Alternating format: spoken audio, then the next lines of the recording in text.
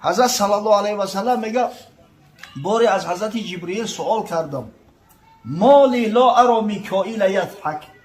ای حبیب ای جبرئیل گفتم میگه چرا همین حضرت میکائیل که ملائکه رحمت الله های متصدی نمی رزق روزی و خشی و راحت مقدوهای شما هیچ وقت ندیدم که همین بخنده تبسم کنه.